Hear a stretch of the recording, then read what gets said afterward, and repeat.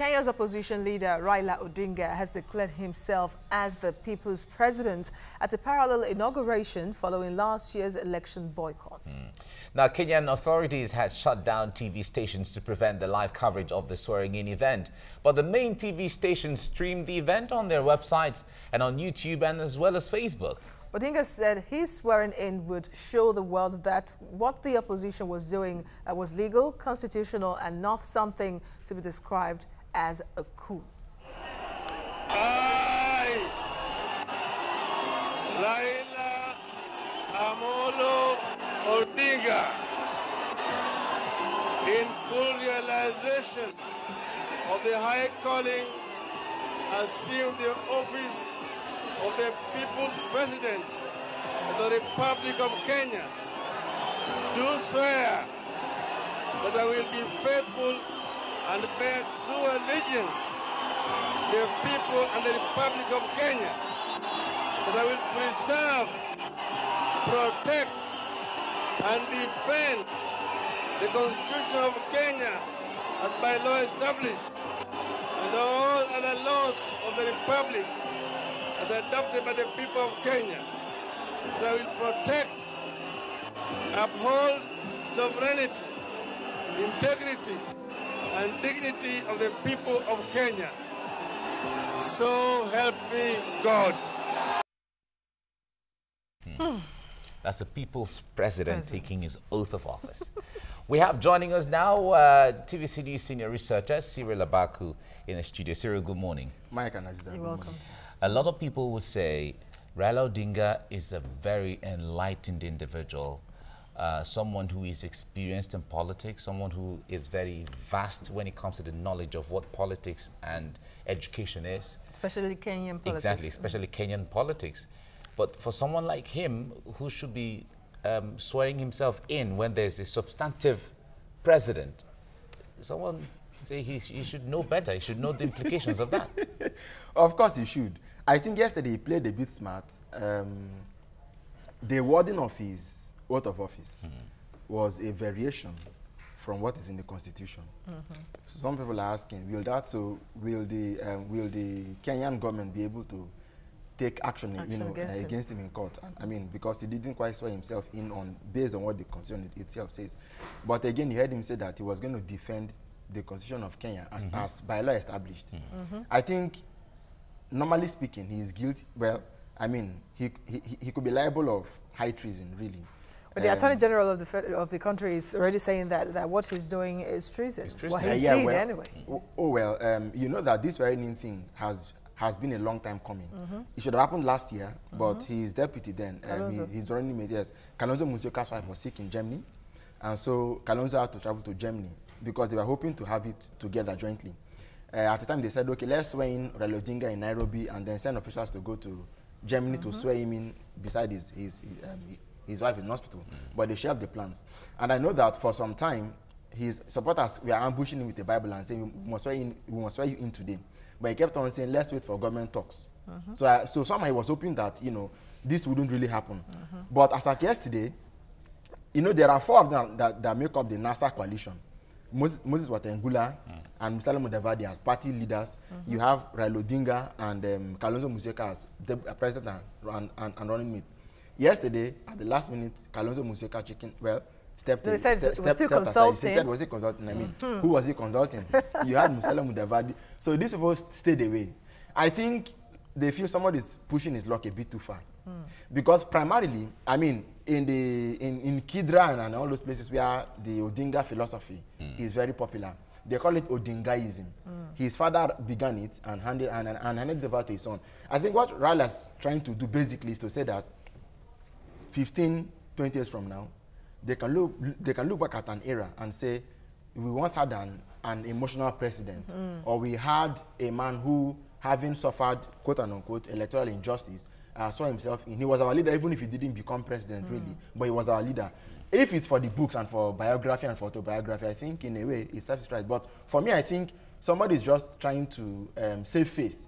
Because if you arrest him and put him in prison, he becomes a prisoner of conscience of sorts. And then if you leave him, quite frankly speaking, even if his base might have shrunk, there is a sense in which some people will say he is our leader nonetheless. So I think he's just trying to strike that balance and see what he can get out of it. All right, what cards are available really to be played by the President Uhuru Kenyatta, who got back yesterday as well from Ethiopia, from the AU summit? Because many said it was because he wasn't around that happened, because you saw the police moving at one point to the Uhuru Park, but later on withdrew, and then the ceremony could take place, though there was media blackout. Well, I think that there's a subtlety somewhere. For instance, the National Resistance Movement that Odinga said he had formed last year, government has said it is a criminal movement, and people are not happy about that. But I think, on the other hand, the fact that police withdrew from the park and thousands converged on the grounds, on the Uhuru grounds, on the Uhuru Park, and saw him in, government could have as well sent policemen to destabilize that meeting. You know, they did it when he came back from is it the US or the UK? Last year, I think. Yeah, he came back and people were gathered around him and they dispersed them. I think somehow they are weighing their options, because shutting down TV stations yesterday was also part of the move to depopularize that whole event. So somehow I think they are looking at it as something that may not amount to anything so much, but they're also looking at something that they need to nip in the bud if it has actual potential to become something serious at the end of the day. So they are weighing their options, I think, using what we call the carrot and the stick approach. But I think that before the end of this week, they would have been settled on what they really want to do with him. Because for me, I think what they should do the most is to seek to how, you know, what I didn't coin that phrase. It is part and parcel of the political lexicon of Kenya, Odingaism. They need to look at what are the issues. Quite frankly speaking, like in many other societies, the distance between the included and the excluded in Kenya is quite vast. It's quite, and people look at this man as their hero, just as they saw George Weah in Liberia as their messiah. As a messiah. So yeah, so I mean, if people are looking up to a man as a Moses, it means that even if you took Odinga out of the picture, that we like call it mosaicism. that idea the person personifies is important. Do you know that as at all through the electioneering last year, up to August 8 and up to the second election that Odinga boycotted, the government was seeking seriously to buy Kalonzo Musyoka over. Why? Because apart from Uhuru, Kalonzo was the next big fish in the mix. And the fact that, you know, I mean, if Odinga had, if after everything, if they had sworn the two of them in together, Kalonzo would have been the natural successor to Odinga's political estate. Okay? But he also been absent, and the leader, it's true that even the opposition has issues now. So the government division, exactly. Is this really, I mean, yes, and if we swoop down so much on this, wouldn't it look like using a sledgehammer to kill an ant? Now, in all of this now, the Raila Odinga has been looking forward to the possibility of a dialogue with the Uhuru bloc and all of that. But Uhuru on the inside said, there is no point, there's no basis for dialogue. What are we dialoguing over? And all of that.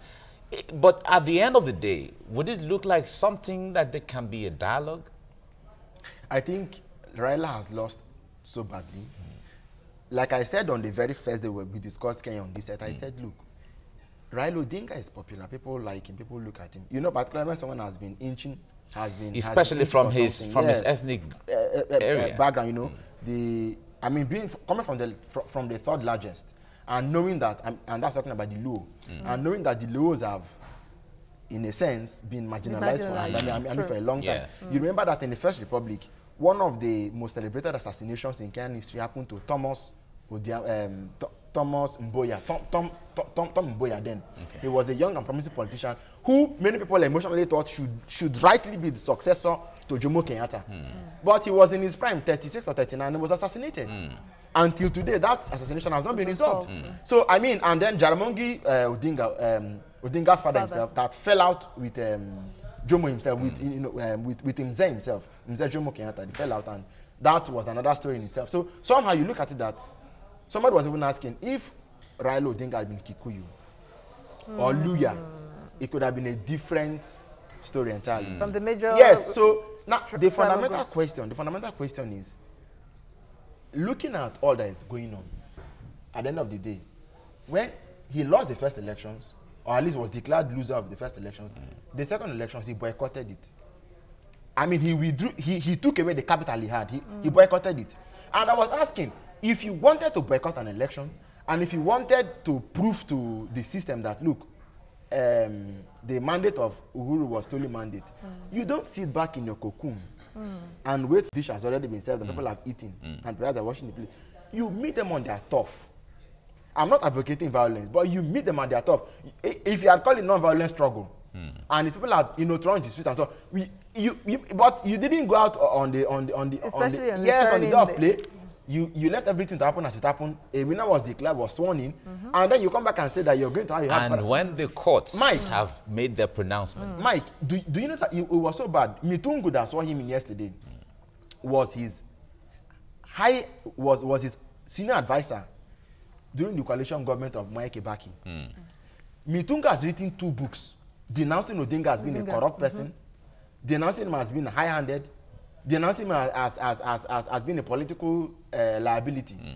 This same man yesterday swore him in. Took a Bible and a paper and said, yes. Maybe Ghana must have spoken in some area, just like, sorry, that's the Nigerian lexicon. They say Ghana must go. A bag that contains a lot of things. A lot of things. So you see, whereas we should have been asking questions, why were the NASA co-principals, Moses Watengula, I think of Ford Kenya, Musala Mudavadi of the other coalition, I think Ford also, then you had Kalonzo Musyoka of Ford Kenya, no, of the Wiper Party. These 4 parties came together to form National Super Alliance. National Super Alliance. And the question, these people were away. That is not even shaping debate in Kenya, I can assure you. If you go on Twitter and go on the internet, you see pictures of people saying that this Kalonzo Musyoka is a watermelon. And they are saying, look, because you see, when it comes to taking critical position on national issues, we have to end it there because of time, but it seems that the Kenyan political scene is like a game of chess. Odinga has made his move. It's time for Kenyatta to make his. Thank you very much for coming on the show, for analyzing the situation for us. My pleasure, American Aziza. Thank you.